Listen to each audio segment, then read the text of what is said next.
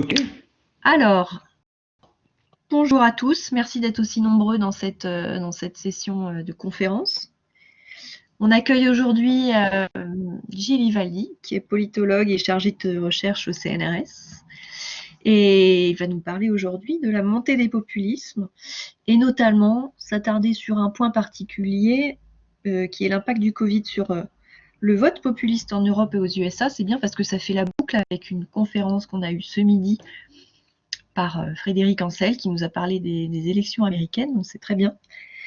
Je propose que vous parliez donc 40 minutes, hein, c'est à peu près ce qu'on avait convenu, et puis ensuite on ouvre le chat pour les questions. Mhm. Ça vous va? Ok, C'est parfait, c'est bah, je vous laisse la parfait. parole, Gilles. Merci beaucoup. Super. Merci beaucoup, Julie. Bonjour à toutes et à tous. Je suis ravi d'être parmi vous, même si c'est un parmi vous qui est très virtuel. Mais en tout cas, je suis ravi d'être là et de pouvoir venir vous parler d'un travail que je conduis depuis pas mal d'années maintenant sur la question du populisme, ou plutôt des populismes, puisqu'on va voir dans quelques instants que c'est un concept qui renvoie en fait à une assez grande variété d'acteurs, que ce soit en Europe ou aux États-Unis ou ailleurs dans le monde d'ailleurs. On en dira peut-être quelques mots.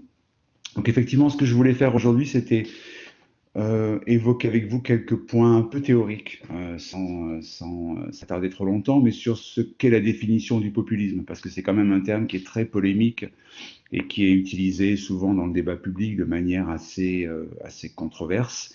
Et il me semblait important de repréciser peut-être un petit peu les contours de ce qu'est le populisme, de sa diversité aussi, et puis de s'intéresser plus particulièrement à un type de populisme qui est celui sur lequel je travaille depuis plus longtemps, qui est le populisme de droite radicale, qu'on connaît bien en France avec Marine Le Pen, le Rassemblement national, ou avant elle, le Front national de Jean-Marie Le Pen.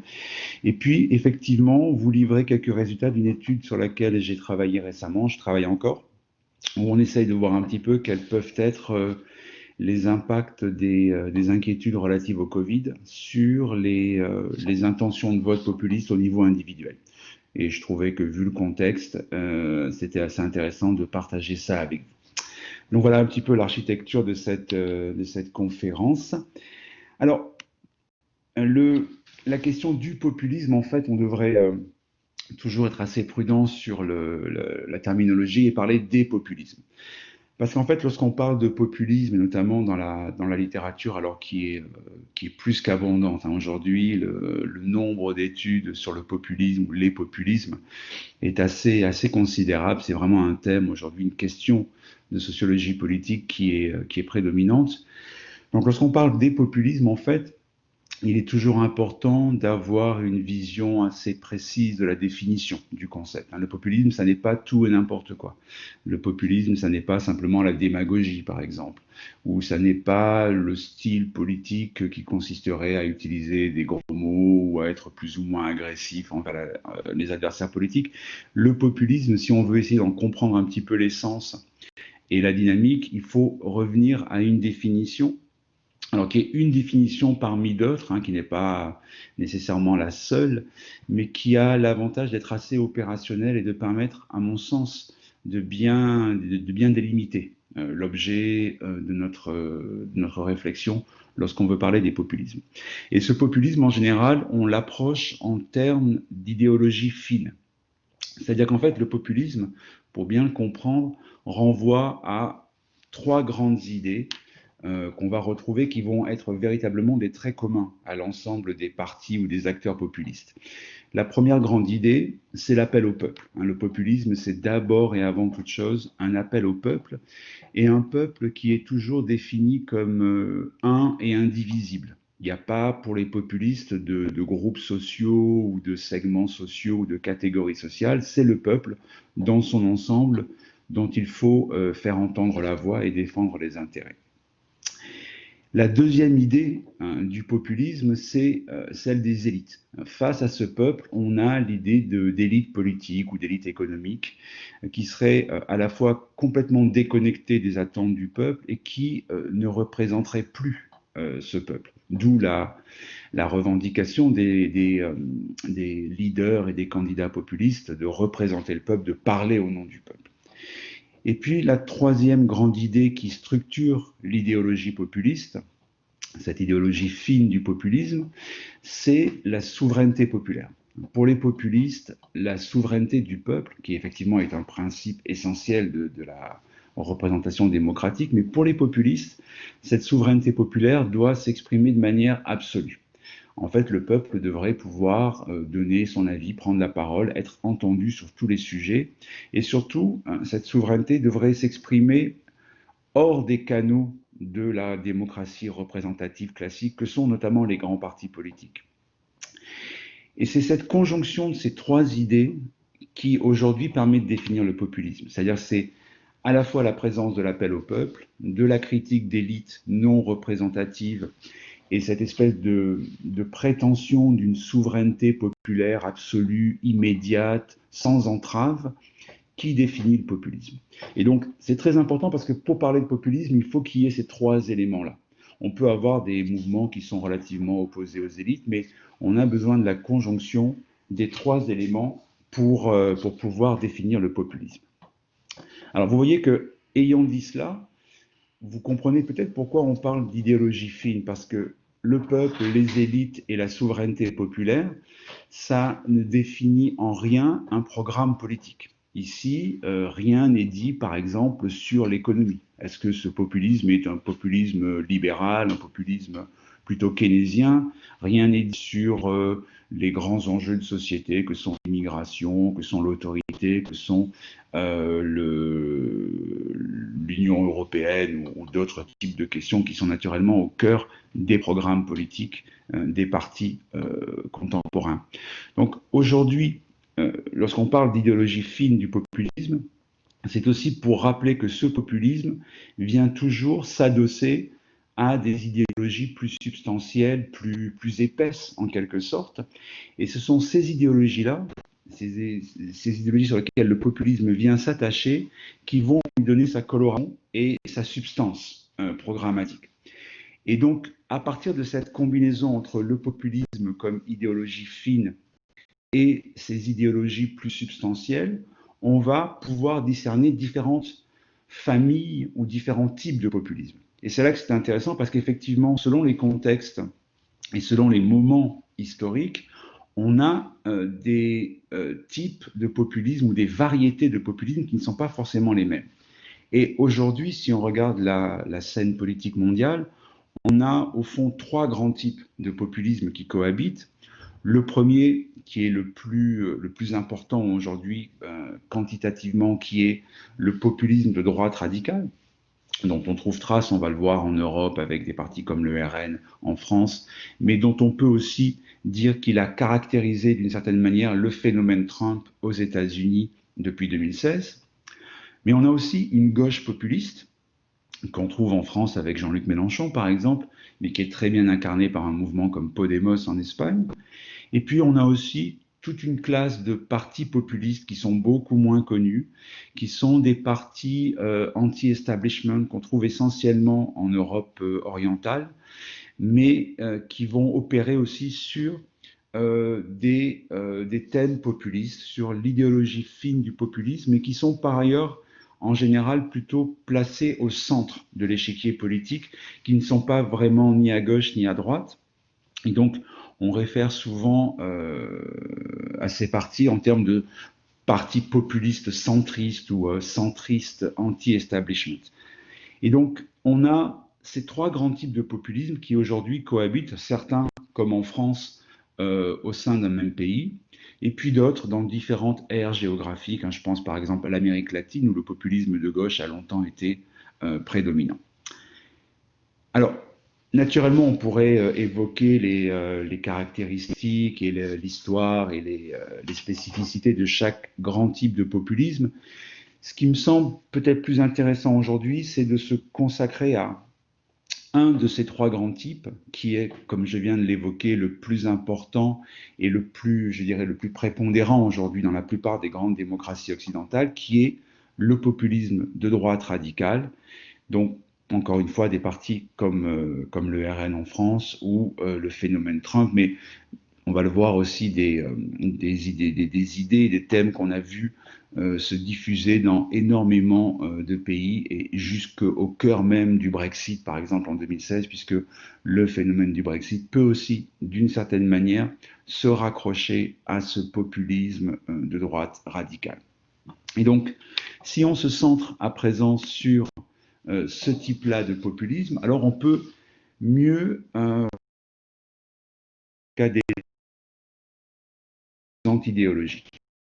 Et ces composantes, alors naturellement, les choses sont souvent un peu plus variables selon les partis, mais globalement, là aussi, si on tente d'avoir une approche transversale, de voir ce qui fait véritablement un dénominateur commun aux différents partis, aux différents acteurs qui rentrent dans cette catégorie de droite radicale populiste, en général, on trouve la conjonction de trois éléments ou de trois composantes idéologiques. Alors la première, c'est le populisme, puisque ces acteurs sont des acteurs populistes, donc on va retrouver immanquablement les éléments que j'évoquais il y a quelques instants, à savoir l'appel au peuple, la critique des élites et puis cette idée d'une souveraineté populaire absolue, sans entrave, qui s'exprimerait notamment à travers la démocratie directe et le référendum, qui est un des grands thèmes des populistes de droite.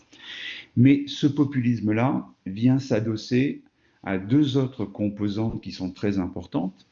La première, qu'on appelle le nativisme, et la seconde, l'autoritarisme. Alors, rapidement, sans entrer dans le détail des définitions, mais le nativisme, c'est une extension ou une forme de nationalisme.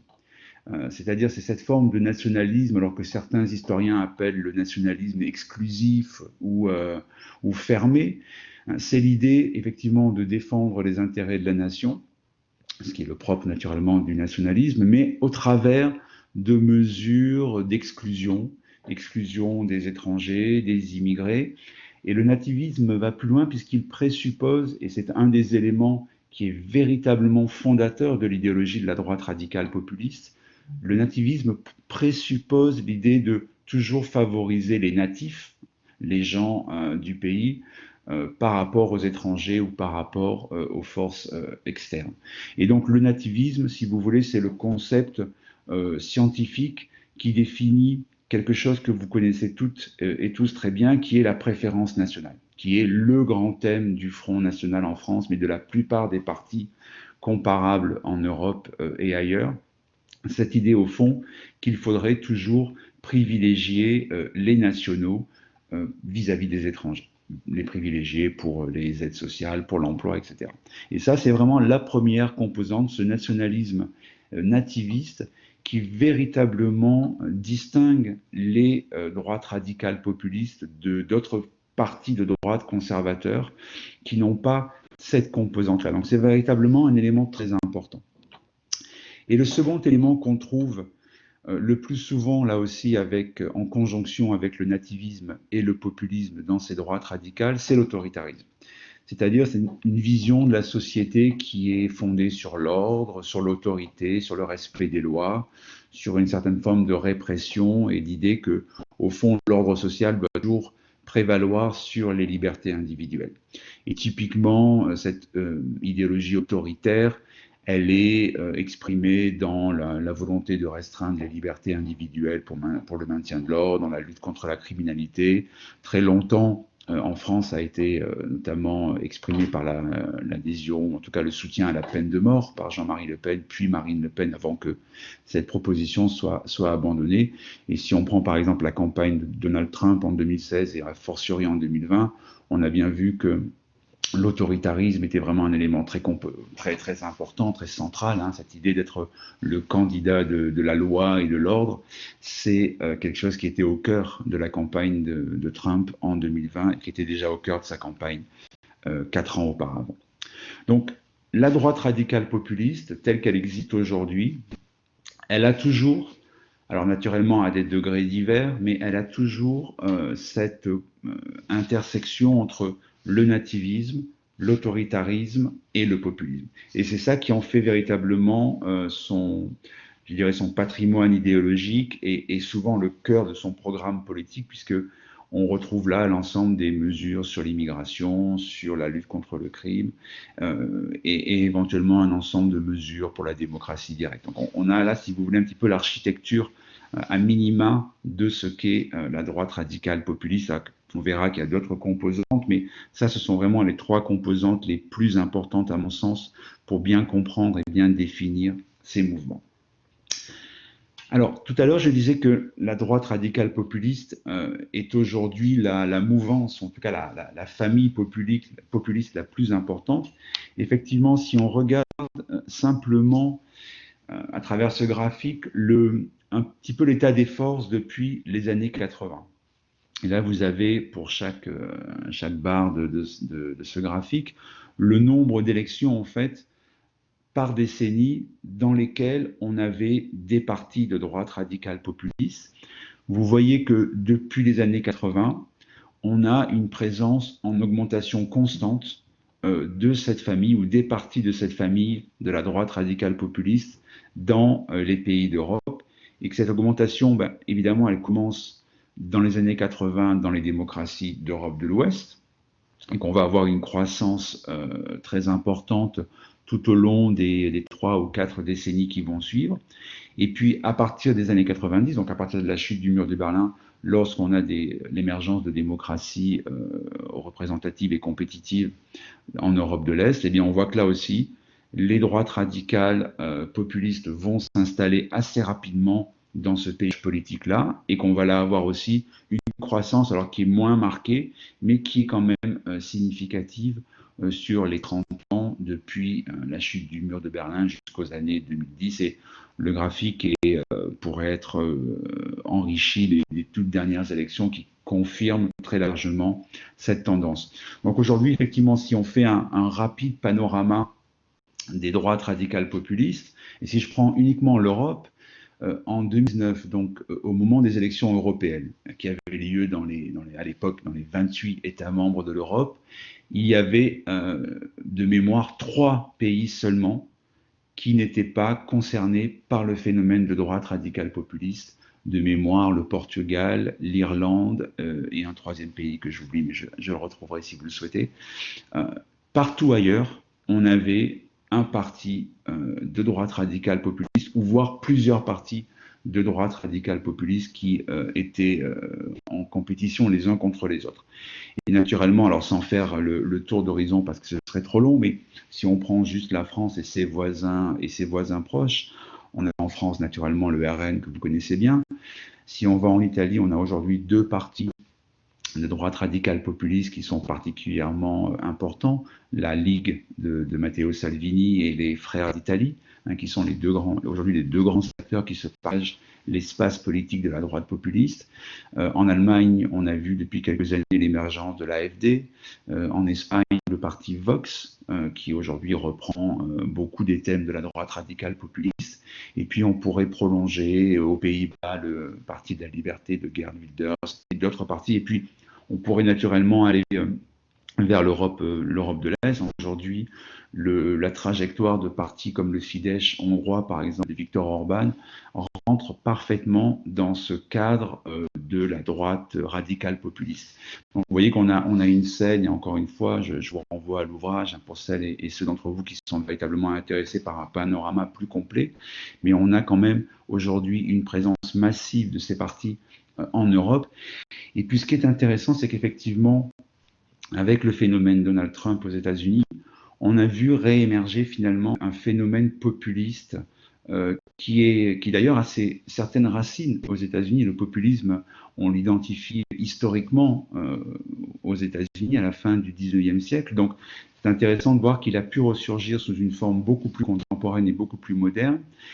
Et l'analyse du discours, du programme, des thématiques développées par Donald Trump, que ce soit en 2016 ou en 2020, mais sans doute plus en 2016 qu'en 2020, renvoie très directement aux thématiques et au programme de la droite radicale populiste. Alors naturellement, le phénomène Trump va bien au-delà, puisque c'est un phénomène qui s'inscrit au cœur même du Parti républicain aux États-Unis. Donc c'est un mouvement beaucoup plus large, mais on retrouve, et y compris dans l'électorat de Donald Trump, les éléments clés du vote de droite radicale populiste, vote dont il est peut-être pas inintéressant de rappeler rapidement la nature, puisque naturellement, aujourd'hui, la présence massive de ces acteurs en Europe et aux États-Unis renvoie aussi à la prégnance, ou en tout cas à l'importance, à la saillance, pour prendre un terme de sciences politiques, des enjeux qui portent ce vote de droite radicale populiste. Et ces enjeux sont de trois types. Alors, je vais essayer de le faire assez rapidement pour ne pas prendre trop de temps, mais on a d'abord des enjeux économiques. On sait aujourd'hui que les insécurités économiques, la perception par les individus des inégalités de richesse au sein d'un même pays, et plus généralement le sentiment d'une perte de statut ou d'un déclin de statut, sont des éléments qui sont assez propices au vote populiste. Et on peut montrer, et beaucoup d'études montrent qu'effectivement que chez les individus qui sont en insécurité économique, on a une tendance marquée, une probabilité plus forte de se tourner vers des acteurs comme le RN et d'autres mouvements de droite radicale populiste en Europe ou ailleurs. Et ce qui est intéressant, c'est que ces insécurités économiques, et c'est quelque chose qui, pour vous, qui travaillez en école de commerce, est, de mon sens, assez significatif et particulièrement intéressant, c'est que pour bien comprendre l'effet de ces insécurités économiques, il faut aussi comprendre qu'elles sont le plus souvent médiatisées par d'autres types d'attitudes. Et en fait, dans le vote de droite radicale populiste, ce que l'on observe d'un point de vue empirique, lorsqu'on fait des enquêtes et qu'on interroge les électeurs et les électrices, on se rend compte que souvent, les insécurités économiques sont transformées d'une part en insécurité culturelle, c'est-à-dire que l'insécurité économique tend, j'allais dire presque statistiquement, à accroître un ensemble d'anxiété culturelle et notamment de peur relative à l'immigration. Ça accroît également la demande d'autorité. Donc il y a dans le vote de droite radicale populiste une attente aussi d'autorité. Et puis plus généralement, il y a, au-delà des enjeux économiques et de leur traduction culturelle via notamment les questions d'immigration, on a dans le vote de droite radicale populiste une dimension, alors qui là n'est pas comparable dans tous les pays, mais qui est forte, notamment par exemple aux États-Unis, qui est la réaction aux valeurs, changement de valeurs, c'est-à-dire à ce qui se passe aujourd'hui sur les questions raciales aux États-Unis, par exemple, sur les questions d'égalité de genre, sur le respect des minorités sexuelles, tous ces changements de valeurs profonds dans les sociétés contemporaines. On sait que pour partie dans le vote de droite radicale populiste, il existe une espèce de réaction ou de contre-réaction à ces évolutions. Et puis, naturellement, n'oublions pas que parce que ces mouvements sont profondément populistes, ils attirent à eux aussi, ou ils arrivent à exprimer, à médiatiser ou à instrumentaliser l'ensemble des sentiments politiques chez les électeurs, et notamment tout ce qui concerne la défiance politico-institutionnelle, le fait qu'aujourd'hui, dans beaucoup de pays, en France en particulier, on a un sentiment de défiance extrêmement profond vis-à-vis des partis politiques, vis-à-vis des institutions, vis-à-vis des acteurs de la vie politique en général. Et donc cette capacité à instrumentaliser très fortement le rejet des élites. Et là aussi, on pourra en discuter si vous le souhaitez, mais beaucoup d'études montrent que ce rejet des élites, il est souvent articulé avec les insécurités et avec les anxiétés économiques. Et que de ce fait, ces partis sont capables de relier ces anxiétés économiques avec une forme de rejet des élites et des partis de gouvernement. Et donc, leur populisme, et c'est en ça que c'est important, agit aussi sur ces sentiments-là. Et puis, pour terminer sur les enjeux et ce qui porte aujourd'hui le populisme, et notamment le populisme de droite radicale, eh bien, ces mêmes enjeux économiques, culturels et politiques que j'évoquais il y a une seconde, on les retrouve aussi dans l'articulation du populisme avec les enjeux de la globalisation. Parce que ça, c'est quelque chose qui aujourd'hui est particulièrement significatif et particulièrement important, et qui là aussi, je pense, a une résonance particulière pour vous tous, c'est qu'aujourd'hui, le populisme se positionne par rapport à ce qu'on appelle plus largement l'internationalisation. et qui touche naturellement les questions de commerce international, mais bien plus largement les mobilités, l'immigration, qui s'intègrent naturellement dans ce processus plus global d'internationalisation. Et puis, la question de l'intégration politique supranationale, puisque aujourd'hui, lorsqu'on regarde l'offre programmatique des droites radicales populistes sur ces questions, eh bien, on trouve là aussi quelques éléments qui sont assez transversaux. Le premier, c'est l'opposition au libre-échange. On voit depuis maintenant une quinzaine d'années se structurer véritablement dans ces partis de droite radicale populiste une forme d'opposition ou de rejet du commerce international, des traités de libre-échange. Et là, ces partis prennent des positions qui sont même relativement à gauche, on pourrait dire, sur ces questions-là, un mouvement très protectionniste en matière économique. Et puis, naturellement, puisque on a évoqué tout à l'heure leur nationalisme, qui reste naturellement une variable centrale de l'idéologie de ces partis, eh bien, on retrouve chez ces partis, dans leur offre programmatique, l'affirmation, j'allais dire quasi absolue, de souveraineté nationale.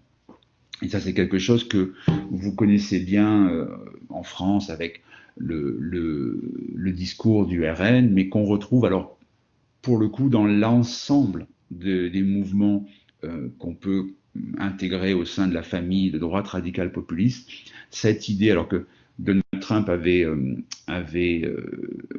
popularisé avec le terme de America First, mais qu'on retrouve ici en Europe de manière très très forte, et notamment dans l'opposition à l'Union européenne, puisque malgré des évolutions récentes un petit peu ambivalentes et un peu ambiguës, globalement, ce qui là aussi réunit ces partis, c'est une opposition commune à l'intégration européenne.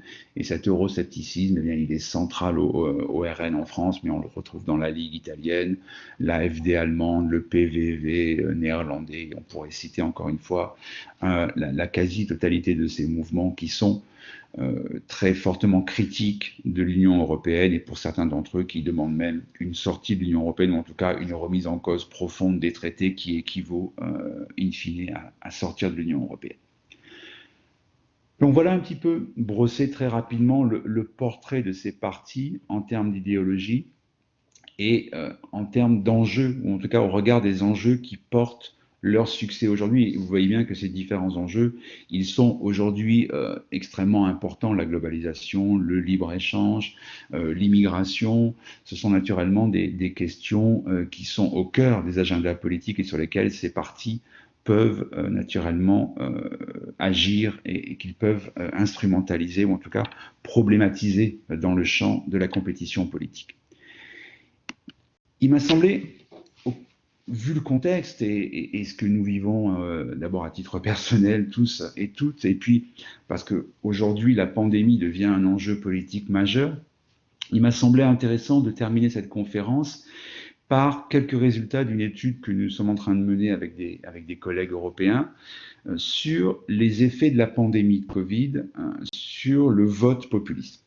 Parce qu'aujourd'hui, il y a énormément de questions sur l'impact que pourrait avoir cette pandémie et notamment ses répercussions économiques et sociales, puisque on se projette quand même vers une période de récession économique, ou en tout cas de crise économique assez importante dans beaucoup des pays. Et donc nous nous sommes interrogés sur les effets de cette crise sanitaire au travers de ses répercussions économiques sur le vote pour les partis de droite radicale populiste. Et donc nous avons pu conduire une enquête comparative dans 4 pays européens, en France, en Allemagne, en Italie et en Suisse, puisque un de mes collègues travaille en Suisse. Et nous avons également pu incorporer les États-Unis pour avoir une comparaison plus transatlantique. Et donc la question, c'est qu'est-ce qui se passe aujourd'hui pour ces partis? Et avant d'en venir au résultat même de l'enquête, si on regarde très rapidement aujourd'hui le panorama des forces de droite radicale populiste et leur situation par rapport à la pandémie, en fait, on se rend compte que les effets sont extrêmement variables et qu'ils sont variables à la fois selon les types d'acteurs et selon les contextes. Il n'y a pas aujourd'hui de tendance uniforme qui permettrait de relier la pandémie de coronavirus avec le vote, ou en tout cas la propension à voter ou à soutenir les droites radicales populistes. Et là, je vous ai mis trois types de situations. On a aujourd'hui des pays comme la France, l'Allemagne, la Suède et d'autres, où on observe pour l'instant en tout cas que peu ou pas d'impact de la pandémie. Aujourd'hui, par exemple, Marine Le Pen, on ne sent pas, en tout cas dans les indicateurs dont on dispose, c'est-à-dire sa popularité ou la popularité du RN ou l'appréciation du RN en France dans l'opinion publique, on ne sent pas de mouvement très net qui laisserait penser que il y aurait une espèce aujourd'hui de mouvement vers la droite radicale populiste de Marine Le Pen du fait de la pandémie. Et on observe les mêmes tendances pour l'Allemagne, par exemple, où les intentions de vote pour l'AfD sont extrêmement plates depuis le début de l'année. Il n'y a pas d'indicateur fort d'une poussée de l'AfD en Allemagne. Et puis, on pourrait prendre d'autres exemples. Si on prend, par contre, des pays comme l'Italie, les Pays-Bas, la Suisse ou la Belgique, là, on a une tendance qui est un peu plus marquée et qui laisse entrevoir que les partis populistes pourraient être les principaux bénéficiaires de la crise. Et c'est très vrai notamment aux Pays-Bas ou en Belgique, où les deux principaux acteurs de droite radicale populiste, le PVV, donc le Parti de la Liberté de Wilders aux Pays-Bas, et le mouvement nationaliste qui s'appelle le Vlaams Belang en Belgique, notamment en Flandre, sont aujourd'hui en très très forte croissance dans les intentions de vote. Donc là, on a plutôt une situation qui laisserait à penser que la pandémie et les colères, les frustrations ou les inquiétudes qu'elle génère sont de nature à favoriser le vote populiste. Et puis, on a naturellement, et vous en avez parlé donc dans la conférence précédente, on a les États-Unis où, manifestement, on attend naturellement la confirmation des données d'enquête, mais manifestement, le coronavirus a joué un rôle important dans l'élection présidentielle et dans la défaite de Donald Trump, quand bien même l'élection a montré quand même qu'il a plutôt gagné des voix et qu'il a plutôt progressé par rapport à 2016. Mais néanmoins, on peut estimer que la crise de Covid a joué un rôle non négligeable dans sa défaite. Donc nous, ce que nous avons fait dans notre enquête, c'est que nous avons posé des questions sur la perception par les individus des inquiétudes, ou en tout cas des effets économiques de la crise. Donc on passe vraiment ici par la médiation des enjeux économiques. On n'est pas sur les inquiétudes purement sanitaires, mais on regarde la façon dont les gens projettent les conséquences de la crise, qui sont très inquiets du chômage, très inquiets de la dégradation de l'économie. On a posé ces questions donc à 5 échantillons nationaux représentatifs, en France, en Allemagne, en Italie, en Suisse et aux États-Unis. Et l'enquête, c'est important de le souligner, a été réalisée début septembre. Donc c'est à la fois très récent pour une enquête de ce type, mais en même temps, c'est déjà un petit peu ancien parce que depuis, il s'est passé beaucoup de choses, et notamment dans beaucoup de pays, on a été confronté à une deuxième vague. Mais si on reprend simplement le contexte de début septembre, qu'est-ce qu'on remarque? D'une part, vous pouvez voir sur la figure, donc là, ça c'est la distribution du niveau d'inquiétude sur l'échelle selon les différents pays. Donc l'échelle va de 1 à 7, 1 pour les gens les moins inquiets et 7 pour les gens les plus inquiets, qui se disent très inquiets par la dégradation de la situation économique nationale. Et vous voyez que selon les pays, on n'a pas le même niveau d'inquiétude. Manifestement, l'inquiétude, elle est très marquée en Italie. On a pratiquement la moitié de l'échantillon qui est sur la note 7, qui est la note la plus élevée. On a également des inquiétudes qui sont très marquées aux États-Unis. C'est le graphique en bas à droite. Et puis en France, puisqu'effectivement, déjà, début septembre, on sent les premiers, ou en tout cas les prémices de la deuxième vague. Par contre, si on compare avec la Suisse ou l'Allemagne, ces mêmes inquiétudes sont beaucoup moins marquées. On a des distributions qui sont beaucoup plus normales pour les deux pays, Allemagne et Suisse, et on a un niveau moyen d'inquiétude qui est beaucoup moins important. Donc ça, c'est le contexte des opinions publiques au moment de l'enquête. Les gens, lorsqu'on les interroge, donnent ce type de réponse et ça montre d'ores et déjà des différences. Mais nous, ce qui nous intéresse, c'est dans quelle mesure ces inquiétudes-là qu'on mesure sur notre échelle de 1 à 7, peuvent influencer la décision de voter pour les partis populistes de droite radicale. Donc là, on n'est pas sur une analyse de contexte, mais sur une analyse des choix individuels, c'est-à-dire pour chaque électrice et chaque électeur que nous avons interrogé, leur propension, leur probabilité, pour prendre des termes plus statistiques, de voter pour ces partis, au regard des inquiétudes qu'ils expriment par rapport aux conséquences économiques de la crise. Et donc, on a sur ce graphique un résumé de ces effets dans les 5 pays de l'enquête. Donc, rapidement, du point de vue purement statistique, donc c'est un modèle qu'on appelle un modèle multivarié, que vous connaissez sans doute, c'est-à-dire qu'on va mesurer l'impact des inquiétudes par rapport au Covid, mais en tenant compte, en contrôlant l'effet d'autres variables, et notamment les caractéristiques socio-économiques ou socio-démographiques. On va regarder l'âge, le genre, le diplôme, parce que naturellement, ce sont des éléments assez forts du vote national populiste ou du vote de droite radicale populiste. Donc on va tenir compte de ces effets-là. Donc en fait, on va raisonner ce qu'on appelle toutes choses égales par ailleurs, c'est-à-dire que les effets que je vous présente là sont des effets qui sont indépendants du sexe, de l'âge ou du niveau de diplôme. C'est le même effet, quelles que soient ces caractéristiques-là. Et puis, pour être certain que notre modèle mesure le mieux possible l'effet spécifique de la variable Covid et des inquiétudes qui sont liées au Covid, on a rajouté dans le modèle un contrôle qu'on appelle attitudinal, parce qu'il renvoie à des attitudes, sur l'immigration. C'est-à-dire qu'on a fait en sorte de vérifier que cet effet du Covid, il est présent ou pas, quel que soit par ailleurs le degré d'hostilité ou d'opposition à l'immigration. Pourquoi? Parce que l'immigration, ça reste l'enjeu principal de ces mouvements. Donc, il nous a paru important de bien vérifier que un éventuel effet du Covid existe, quelles que soient par ailleurs les attitudes, ou en tout cas l'appréhension ou l'approche de l'immigration par les individus. Et donc, ce que vous avez là, sur ce graphique, c'est l'évolution de la probabilité de voter pour ces partis de droite radicale populiste dans les différents pays. Et qu'est-ce qu'on voit donc à travers ce graphique? Eh bien, c'est que globalement, on a des situations qui sont très variables. Si on prend un pays comme l'Allemagne, vous voyez ici que, je ne sais pas si vous voyez bien le pointeur, mais on a un effet qui est relativement plat. C'est-à-dire qu'en Allemagne, quel que soit le niveau, le degré d'inquiétude par rapport au Covid, donc de la gauche de l'échelle, pas du tout inquiet, qu'à la droite de l'échelle ou de l'axe horizontal, très inquiet, la probabilité de voter pour l'AfD, en l'occurrence, est relativement plate. Il n'y a pas de changement très significatif. Et si on prend la France, et là on mesure la probabilité de voter pour le RN de Marine Le Pen, de la même façon, on a une courbe qui est relativement plate. Et pour celles et ceux d'entre vous qui connaissent un petit peu les statistiques, on a un intervalle de confiance qui montre qu'en fait, on n'a pratiquement pas de différence. Il y a une légère croissance qui est significative, mais qui est vraiment très très faible.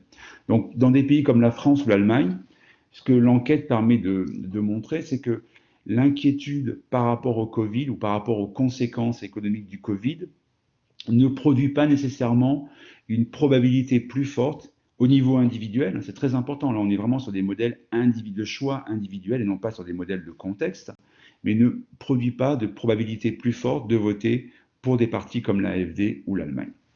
Si on prend maintenant la Suisse, là, de manière plus intéressante, on a une pente qui est un petit peu plus marquée et on a des écarts qui sont un peu plus significatifs, notamment, alors on ne voit pas bien sur le graphique, mais notamment entre ici la note maximum et les notes plus basses. Et si vous vous rappelez le graphique précédent, en Suisse, on a une distribution relativement normale, donc on a à la fois des gens dans les notes extrêmes des deux côtés de l'axe. Donc en Suisse, ce qui semble se dessiner, c'est un soutien plus important pour le principal parti populiste qui est l'UDC, l'Union du Centre, qui se trouve être également un parti qui est au gouvernement en Suisse. Donc là, on a un modèle où les inquiétudes viendraient plutôt nourrir le soutien pour un parti populiste de gouvernement.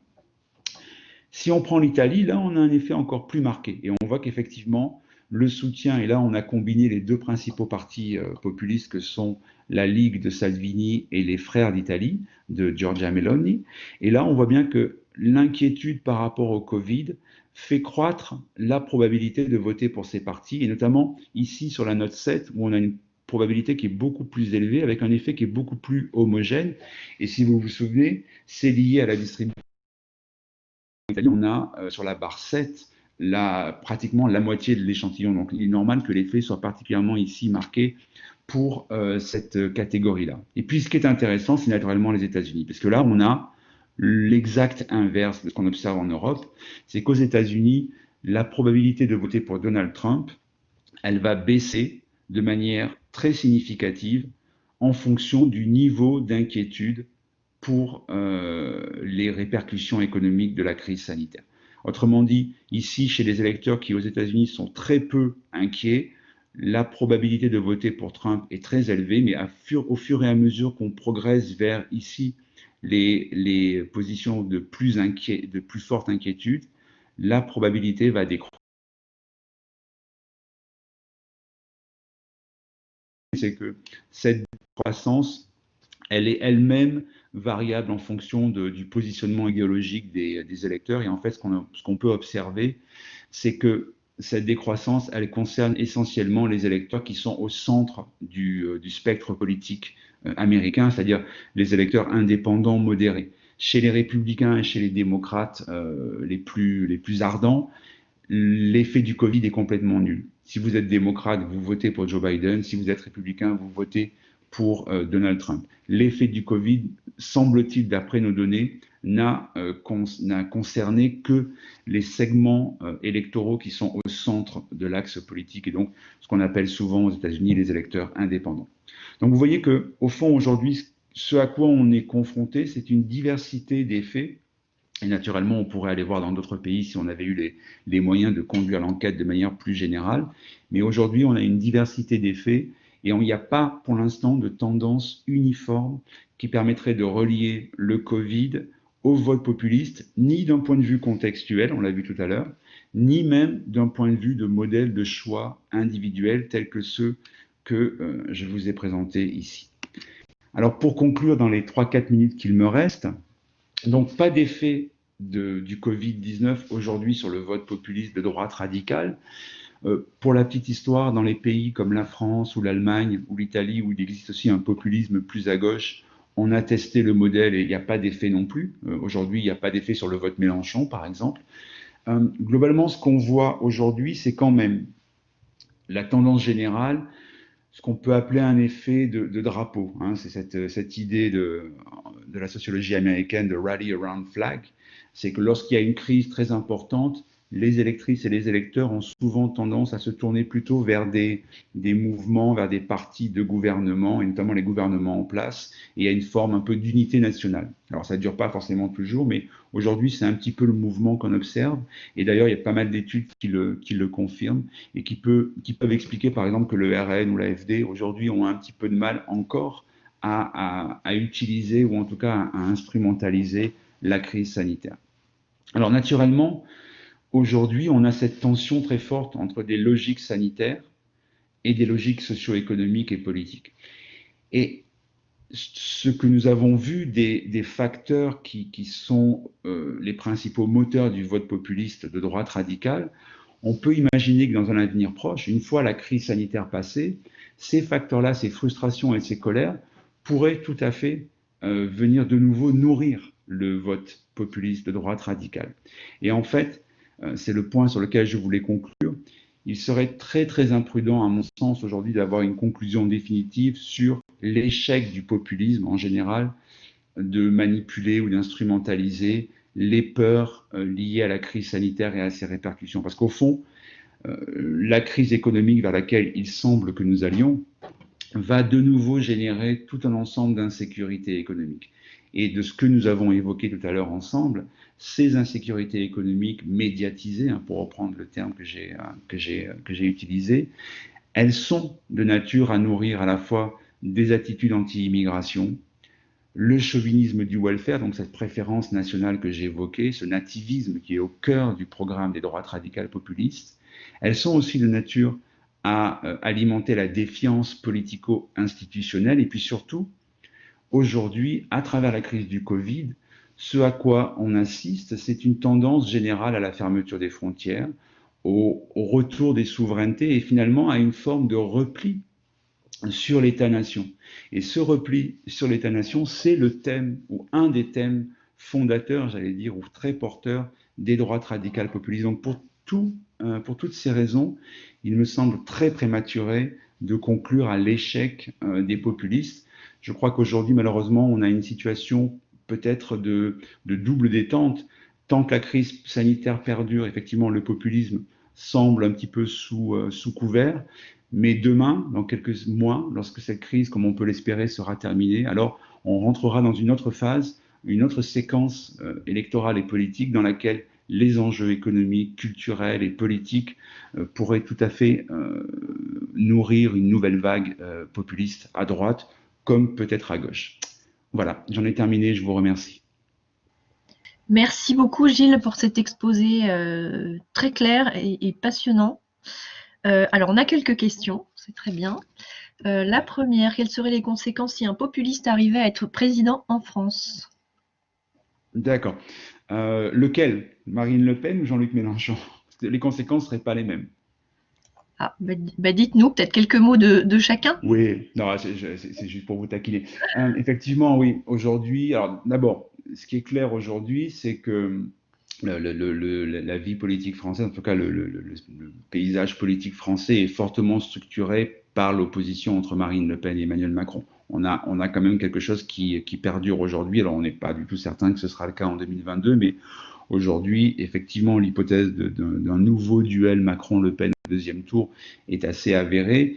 Et rien n'indique aujourd'hui que Marine Le Pen ne pourrait pas augmenter son score jusqu'au point d'être élue, je ne sais pas, mais en tout cas, on est clairement dans une configuration politique en France entre les enjeux de la crise sanitaire, les enjeux socio-économiques de la crise, la recrudescence de terrorisme et la défiance qui est très très profonde. On est dans effectivement une configuration qui pourrait être assez propice. Alors, quelles seraient les conséquences? C'est très compliqué.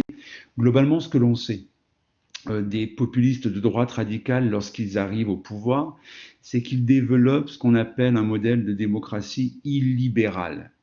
Et c'est un modèle que vous connaissez peut-être si vous regardez ce qui se passe en Hongrie, par exemple, en Pologne. Hein, souvent, ces régimes sont utilisés ou sont les pris comme exemple de cette démocratie illibérale, ou ce qui s'est passé avec Donald Trump aux États-Unis. C'est une démocratie, si vous voulez, qui devient un peu hybride, dans le sens où ça reste une démocratie, puisqu'il y a encore des élections, il y a encore des compétitions politiques plus ou moins légales, mais ces populistes au pouvoir vont affaiblir, et c'est ça qui est le principal danger, vont affaiblir l'ensemble des mécanismes constitutionnels représentatifs, des contre-pouvoirs qui permettent d'éviter justement une dérive autoritaire. Et ces mécanismes, ils sont de différents ordres. Et ce qu'on voit par exemple dans un pays comme la Hongrie, c'est l'attaque contre les juges, contre les cours constitutionnelles, contre les médias, contre tout ce qui permet au fond de réguler l'exercice du pouvoir. Et ça renvoie un petit peu à ma définition initiale, c'est que ce populisme qui prétend incarner le peuple et exprimer sa volonté sans entrave, c'est justement sans ces entraves-là. C'est un populisme qui veut dominer et qui, au fond, peut affaiblir, amoindrir tout ce qui permet justement d'éviter les dérives autocratiques ou autoritaires. Et puis, naturellement, une des grandes conséquences, ce serait, alors deux grandes conséquences, une sur le programme économique, parce que on sait que ces populistes, ils sont souvent assez faiblement dotés en matière de programmes économiques, où ils ont des programmes économiques qui sont souvent assez peu crédibles et très hétérogènes, donc ça c'est une vraie question. Et puis naturellement, tout ce qu'on pourrait imaginer par rapport aux droits des minorités, quel serait aujourd'hui l'état des droits des minorités en France, le respect des droits fondamentaux dans un régime plus autoritaire, ou en tout cas dans un régime illibéral. Là, naturellement, on pourrait être assez inquiet, mais on n'a pas d'éléments pour savoir ce qui se passerait. Mais on sait ce qui se passe en général, donc on peut, si vous voulez, on peut envisager des évolutions de même nature. Merci beaucoup. Alors, on a une autre question de Loïc. Vous nous avez dit que la crise du Covid avait peu d'impact sur le vote de droite populiste en France. L'analyse s'est-elle faite sur l'hypothèse d'un second tour Macron-Le Pen? Les électeurs insoumis pourraient voter pour une droite populiste au second tour, ce qui se traduirait au final par un impact du vote populiste de manière générale, à droite ou gauche. D'accord. Alors, deux petites choses. D'abord, d'un point de vue de l'enquête, non. On n'a pas testé un deuxième tour Macron-Le Pen. On a testé une intention de vote législative. Pourquoi? Parce qu'on voulait avoir la comparabilité avec les autres pays, en tout cas les autres pays européens, qui sont, comme vous le savez, des démocraties parlementaires où il y a pas d'élection présidentielle. Donc on voulait avoir la comparaison.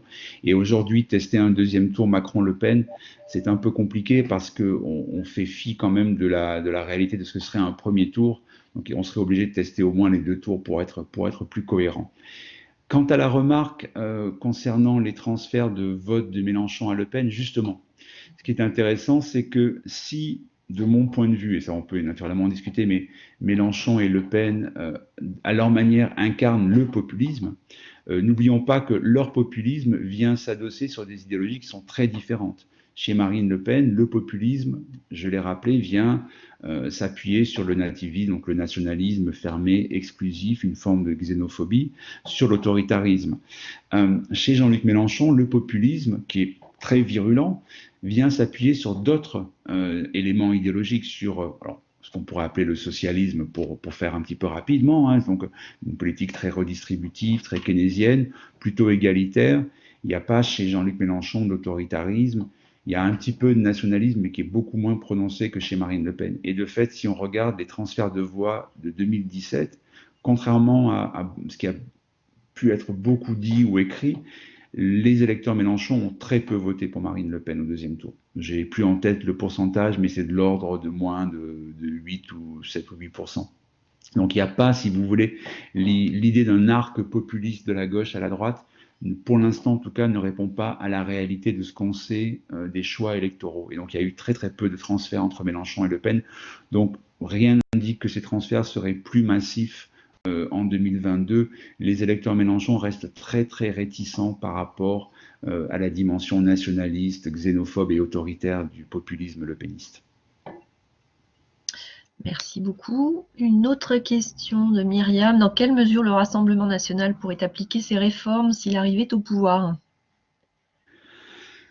Alors, c'est une bonne question parce qu'effectivement, il y a ça, beaucoup de réformes qui passent. En tout cas, si on se base sur le programme de 2017, parce qu'aujourd'hui, on n'a pas encore d'éléments très clairs sur ce que sera le programme de Marine Le Pen en 2022. Ce qui est clair par rapport au programme de 2017, c'est qu'à l'époque, l'essentiel du programme, notamment le programme économique, reposait sur une hypothèse forte qui était la sortie de l'euro et globalement la sortie de l'Union européenne, puisqu'au fond, le programme promettait de reprendre la souveraineté monétaire, législative, etc. Donc, et sur les frontières notamment, donc il y avait de toute façon une sortie de Schengen et une sortie de la zone euro, ce qui voulait dire in fine plus ou moins une sortie de l'Union européenne. Donc sur cette base-là, et si on reste sur la base du programme de 2017, ce programme n'était viable qu'au travers de cette sortie de l'Union européenne, ou en tout cas de cette remise en cause des traités européens. Ce qui d'ailleurs, vous vous en souvenez, avait posé le problème principal à Marine Le Pen lors du deuxième tour, et notamment lors du débat face à Emmanuel Macron, puisque là, elle avait dû effectivement prendre la mesure des difficultés de son programme et notamment de l'hypothèse d'une sortie de l'euro qui est très très très peu soutenue en France. En France, il y a une très faible minorité de gens qui sont pour une sortie effective de l'euro. Donc aujourd'hui, on n'a pas trop d'éléments pour le programme. Ce qui est clair par contre, c'est qu'un RN au pouvoir aurait tout à fait la possibilité de dénoncer certaines conventions internationales qui notamment protègent certains droits fondamentaux pour les réfugiés, pour les immigrés, pour les étrangers en France. On sait que le FN voudrait, le RN pardon, voudrait appliquer la préférence nationale, il voudrait même l'inscrire dans la Constitution. Donc il y a tout un ensemble de mesures justement qui concernent le nativisme et l'autoritarisme, hein, le renforcement des moyens policiers, plus de contrôle. Tout ça, c'est tout à fait envisageable sous un gouvernement, sous une présidence Marine Le Pen. C'est plus compliqué pour le programme économique, si tenté, et ça on en saura plus dans quelques mois, si tant est pardon, que le RN continue sur sa ligne anti-euro et anti-Union européenne, ce qui n'est pas pour l'instant très clair. Merci. Alors, une autre question. Pensez-vous que le populisme au sein de l'Union européenne soit compatible avec la responsabilité d'une telle institution? Je ne sais pas pour la question. Alors, Essane, est-ce que vous pouvez reformuler votre question? Parce que moi, je l'ai pas bien comprise non plus.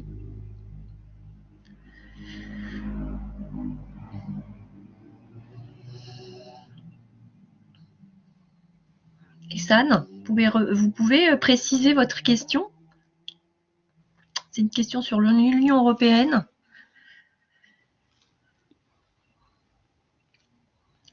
En tout cas, je peux. Le populisme peut-il faire fonctionner l'Union européenne? Voilà. Est-ce que c'est compatible avec le fonctionnement de cette institution? C'est compliqué parce qu'en fait, les populismes, et notamment à droite, je l'ai évoqué, sont très hostiles à l'Union européenne.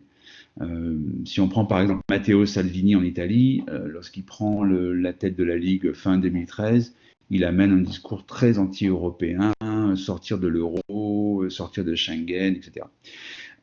Ce qui se passe, c'est qu'une fois qu'ils sont au pouvoir, notamment, ces mêmes populistes apprennent à négocier ou en tout cas à travailler avec l'Union européenne. Et de fait, je prends l'exemple de Salvini, lorsqu'il arrive au pouvoir en 2018 en Italie, eh bien, il va modérer fortement son discours anti-européen.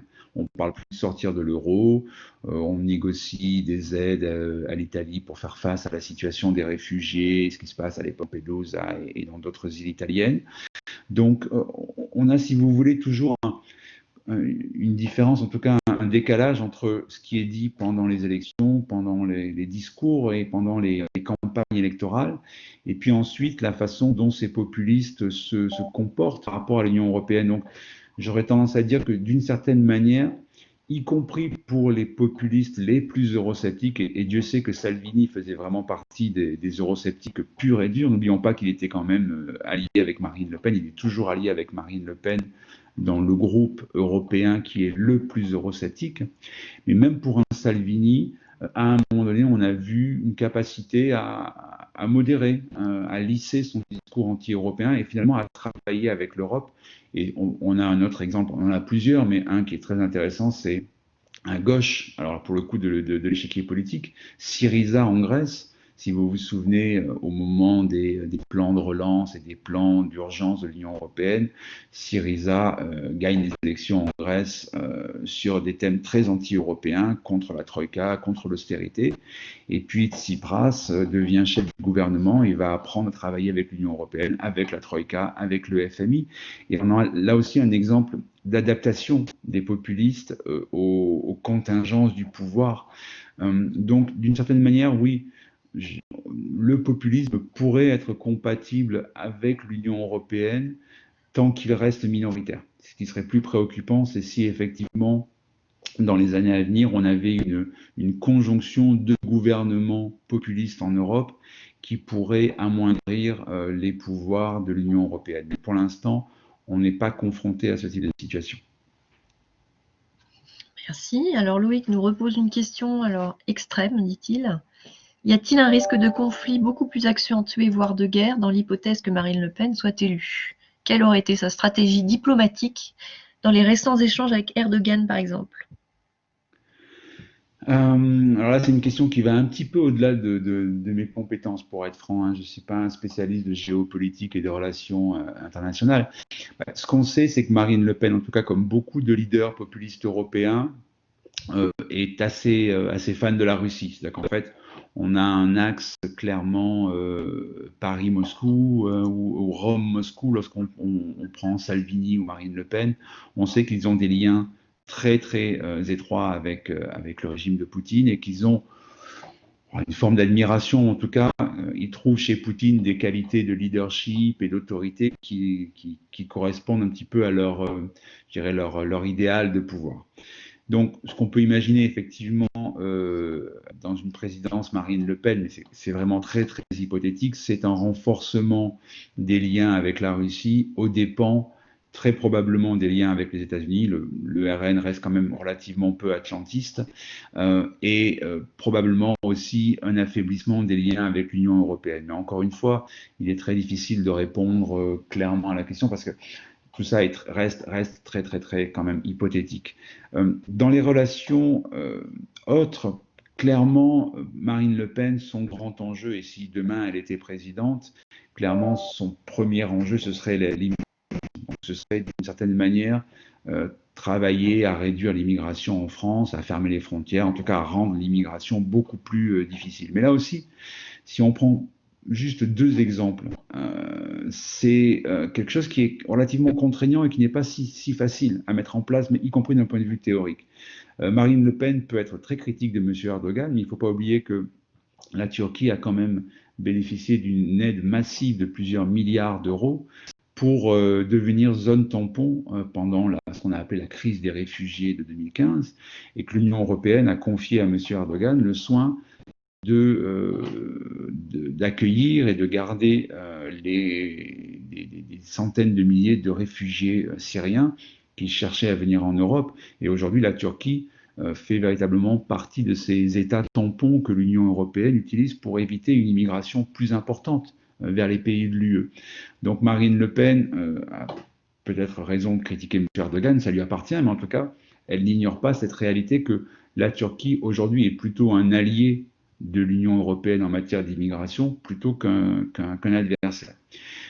Donc, et l'autre exemple qui me vient à l'esprit, c'est le regroupement familial. Marine Le Pen souhaite mettre un terme au regroupement familial, qui est effectivement une des voies d'immigration importantes en France et en Europe. Mais aujourd'hui, ce regroupement, il est protégé par la plupart des grandes conventions internationales. Donc, y mettre fin, ça veut dire sortir la France de conventions des droits de l'homme et des conventions du Conseil de l'Europe. Donc c'est très compliqué. Donc il y a toujours, je crois, l'exercice qui consiste à dire que ferait Marine Le Pen présidente, il est vraiment compliqué. Et à tout le moins, je pense qu'il n'est pas inutile de toujours rappeler les contraintes auxquelles les populistes, comme les autres leaders politiques, sont soumis.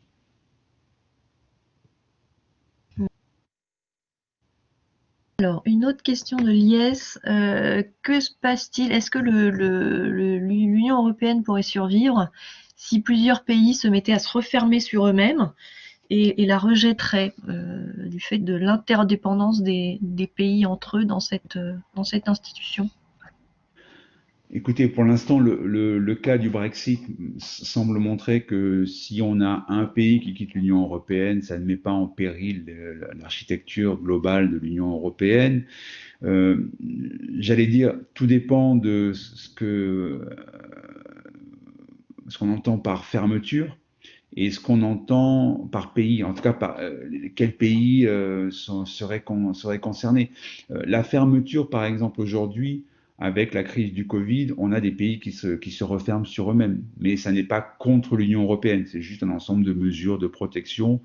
On a vu également au moment de la crise des réfugiés, des fermetures de frontières, des appels aux articles de Schengen qui permettent de rétablir temporairement les frontières. Donc, ce sont des choses qui peuvent arriver, qui ne sont pas nécessairement de nature à remettre en cause l'existence même de l'Union européenne.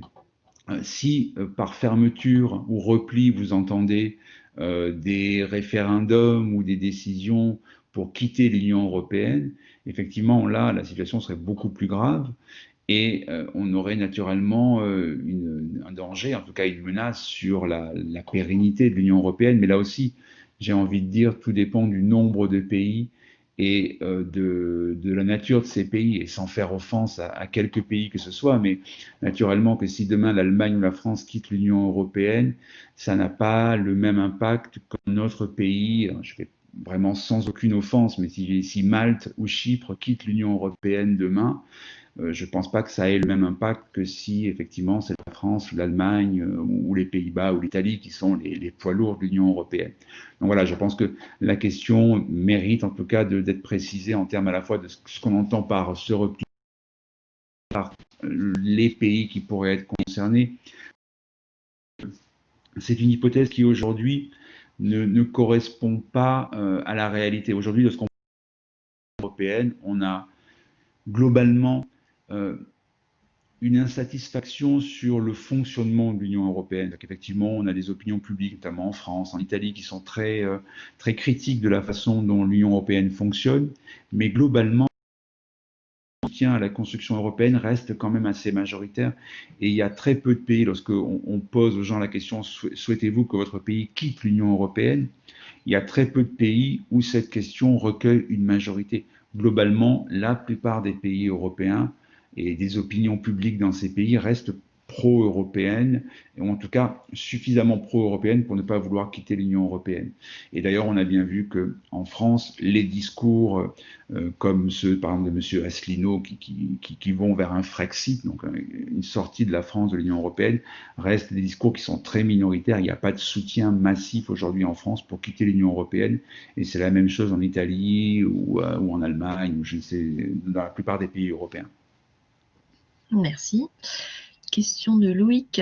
Quels sont d'un point de vue historique les meilleurs remèdes au populisme? C'est une bonne question. Les meilleurs remèdes au populisme, je dirais qu'ils sont de deux ordres. Le premier, mais là c'est peut-être un vœu pieux, c'est la capacité des partis au pouvoir, quels qu'ils soient, de répondre aux attentes des électeurs et aux enjeux qui créent les insatisfactions.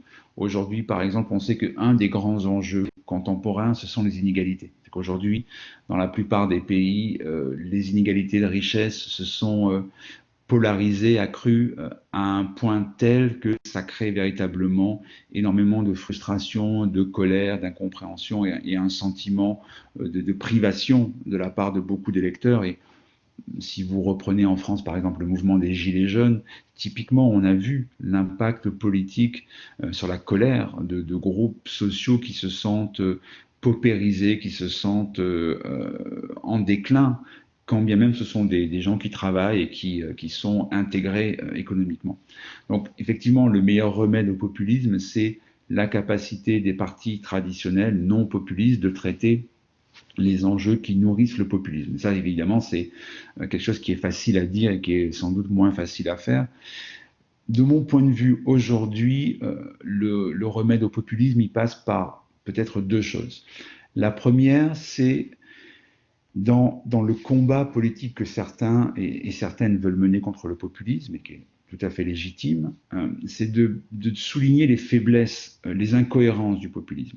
Tout à l'heure, j'évoquais par exemple la notion de peuple indivisible. Aujourd'hui, lorsque Marine Le Pen, par exemple, parle du peuple français, on pourrait tout à fait lui rétorquer qu'il n'y a pas un peuple français, mais qu'il y a des peuples français ou des groupes sociaux, des catégories sociales, d'âge, de genre, d'origines différentes, et qui n'ont pas forcément ni les mêmes envies, ni les mêmes intérêts, ni la même volonté. Donc on peut, je crois, combattre le populisme simplement en montrant certaines de ces incohérences ou certaines de ces outrances aussi parfois. Et ça a été beaucoup fait, par exemple, sur le programme économique de Marine Le Pen, qui a été, vous êtes étudiant en école de commerce, donc vous connaissez ces questions bien mieux que moi, mais qui a été très largement critiqué par son incohérence et par ce qui semblait quand même être son manque de crédibilité. Et puis, le deuxième peut-être élément, mais c'est vraiment, je livre ça à la réflexion, et je dirais que c'est presque plus une conviction personnelle que véritablement une conclusion scientifique, c'est qu'aujourd'hui, on a en France notamment, mais dans la plupart des pays qui sont concernés par le populisme, une question de représentation. Les gens qui votent pour les partis populistes sont aussi des gens qui ont le sentiment de ne plus être représentés par les partis traditionnels. Et je crois que dans un pays comme la France, par exemple, on pourrait avoir intérêt, et c'est déjà un petit peu le cas, mais à réfléchir au mode de scrutin, tout simplement. Est-ce que le mode de scrutin législatif en France, qui crée des majorités qui sont très disproportionnelles, avec si on prend le 2017, Emmanuel Macron et la République En Marche gagnent un peu plus de 25% des voix de mémoire au premier tour des législatives. Au second tour, ils ont 60% des sièges. Donc on est vraiment sur quelque chose qui est très disproportionnel. Est-ce que, par exemple, un régime plus proportionnel permettrait une meilleure représentation, y compris au prix d'avoir plus de populistes dans l'Assemblée nationale, mais une meilleure représentation et donc pouvoir permettre aux gens d'exprimer au travers de leurs candidats, y compris populistes, leurs revendications et leurs attentes. Et je crois que ça aurait un intérêt, c'est que les populistes aujourd'hui sont souvent privilégiés du fait de leur extériorité au système politique. Pour beaucoup d'entre eux, ils ne sont pas véritablement au pouvoir, même parfois pas très représentés dans les parlements nationaux. Donc il est facile pour eux de critiquer les décisions qui sont prises. Des populistes plus intégrés pourraient être contraints aussi de prendre part au gouvernement aux décisions, et y compris les décisions difficiles. Que ferait aujourd'hui Marine Le Pen si elle était au pouvoir par rapport à la crise sanitaire? Aujourd'hui, elle est très critique, elle attaque Emmanuel Macron et le gouvernement sur le mensonge, de l'incompétence, etc. Mais que ferait-elle si elle était au pouvoir? Et elle, comme d'autres d'ailleurs, je ne porte pas de jugement sur Marine Le Pen en particulier, mais c'est une vraie question. Donc peut-être un des moyens de faire face au populisme, c'est de, paradoxalement peut-être, de lui laisser prendre un peu plus de place pour qu'il soit aussi confronté à la réalité de l'action politique qui passe par des décisions, qui passe par des compromis. Le populisme voudrait qu'il n'y ait pas de compromis avec la volonté populaire, mais la réalité de la politique moderne, c'est que c'est une politique de compromis. Donc voilà, mais ce sont vraiment des réflexions très personnelles, c'est pas du tout étayé par une quelconque évidence scientifique, c'est vraiment mon sentiment. Merci, ça va permettre de faire évoluer la réflexion de chacun. On prend une dernière question. Pensez-vous qu'il y aura une hausse du populisme de droite radicale au présidentiel 2022 au vu de la montée de l'insécurité en France? Alors, vous avez été un petit peu coupé, mais j'ai cru comprendre, c'est est-ce qu'il y aura une hausse du populisme de droite en Oui, France du fait de la montée de l'insécurité, c'est ça? ouais. Oui. Alors, ce qui est intéressant, effectivement, c'est que il y a deux choses qui me paraissent importantes, et la réponse est oui, naturellement. La première, c'est que pendant la crise sanitaire, dans les sondages, à partir de l'été notamment, et vous vous souvenez de ces des événements à Grenoble notamment, et à Lyon pendant l'été, on a vu quelque chose qui était assez intéressant, c'est que naturellement, les préoccupations par rapport au Covid demeuraient majoritaires et très prépondérantes, mais on a vu ressurgir la question de l'insécurité. Lorsqu'on interroge des Français régulièrement sur quelles sont, à votre avis, aujourd'hui les questions importantes ou quels sont les enjeux les plus importants, on a vu une remontée assez spectaculaire des questions relatives à l'insécurité. Et ça, traditionnellement, on sait que ce sont des enjeux qui sont très porteurs pour le RN et pour la droite radicale en général, parce qu'ils ont une offre politique très dure et très autoritaire en la matière. Et puis, naturellement, votre question renvoie indirectement à la question du terrorisme. Aujourd'hui, on a quand même les conditions assez dramatique d'une résurgence du terrorisme islamiste.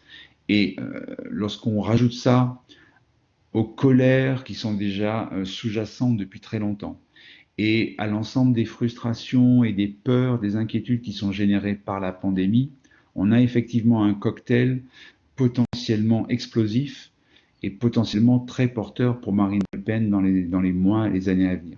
Donc aujourd'hui, ça renvoie un petit peu à ce qu'on disait tout à l'heure, cette tension entre deux logiques, une logique économique et une logique et politique et une logique sanitaire. On peut peut-être même un petit peu enrichir la dichotomie et dire qu'il y a une logique sanitaire qui s'oppose aujourd'hui à une logique économique, politique et une logique aussi liée à l'insécurité, au terrorisme. Et tant que la crise sanitaire dure, on a le sentiment que les autres enjeux sont un petit peu sous couvert. Mais naturellement, d'ici 2022, comme on peut l'espérer, la crise sanitaire se sera résorbée. Et donc là, on sera véritablement, j'allais dire, dans le dur des enjeux de l'insécurité, du terrorisme, d'une éventuelle crise économique, de ce qu'on voit aujourd'hui avec la fermeture de nombreux commerces, les faillites d'entrepreneurs. Donc là, effectivement, si on met bout à bout tous ces éléments, on a quand même les conditions réunies d'une éventuelle poussée du RN en France. Alors naturellement, ce ne sera pas mécanique, hein, je peux me tromper, mais en tout cas, de ce qu'on sait du vote RN, la conjonction de ces différents facteurs pourrait oui, potentiellement produire un regain de soutien pour Marine Le Pen. Merci beaucoup. Alors on va terminer. Simplement, est-ce que pour ceux qui s'intéressent, vous pouvez peut-être donner le titre de l'ouvrage que vous avez publié Oui, bien sûr, oui, oui, c'est vrai que ce serait si peut-être bien. Franck est à l'écoute, il va m'en vouloir de ne pas faire la publicité.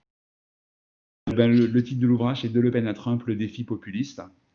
Et donc, c'est un ouvrage qui est paru l'année dernière aux élections, oh, pardon, aux élections, aux éditions de l'université, oui, c'est un lapsus révélateur, aux éditions de l'Université libre de Bruxelles, chez nos amis belges. Donc voilà, qui est un livre qui est, je pense, très abordable pour vos étudiants et qui fait vraiment, qui essaye de faire un panorama aussi complet que possible des questions que j'ai évoquées aujourd'hui. Alors, moins le Covid, puisqu'à l'époque, naturellement, il n'y avait pas le Covid, Oui. mais des questions que j'ai abordées aujourd'hui, à savoir l'idéologie, les partis, les enjeux qui portent le vote populiste, et puis quelques éléments de réflexion un peu plus généraux sur le lien entre populisme et démocratie. Et justement, là où on a évoqué tout à l'heure les éventuelles dérives illibérales. Donc voilà, donc l'ouvrage est vraiment un ouvrage de synthèse de la littérature, des travaux et de réflexion sur toutes ces questions. Donc je vous invite, si vous êtes intéressé naturellement, à le lire. J'en fais la publicité, Franck, si tu es à l'écoute. Très bien. Est-ce qu'on le trouve sur Internet? On le trouve sur Internet, je pense qu'il est sur Amazon. Sinon, il doit être possible de le commander aux presses de l'ULB. Enfin, en tout cas, on peut le googliser et le trouver facilement, je pense. Ouais. Très bien. Merci beaucoup, Gilles Valdi, d'être venu partager avec nous ce sujet passionnant. On aurait envie de faire d'autres conférences. D'ailleurs, il y a un étudiant, Pierre-Louis, qui a déjà demandé si vous pouviez faire d'autres conférences sur d'autres styles de populisme. Donc peut-être en présentiel, hein, peut-être pourquoi pas, une fois qu'on sera déconfiné. Écoutez, je l'espère parce que là, c'est quand même très frustrant de vous Oui, savoir toutes et tous là voilà. Mais très volontiers en tout cas de venir représenter sur d'autres formes de populisme qui sont aussi très intéressantes. Donc avec grand plaisir et merci beaucoup pour l'invitation aujourd'hui. En tout cas, j'avais plaisir à être avec vous. merci à vous. Merci à tous d'avoir suivi cette conférence et bonne soirée à tous. Au revoir. Au revoir.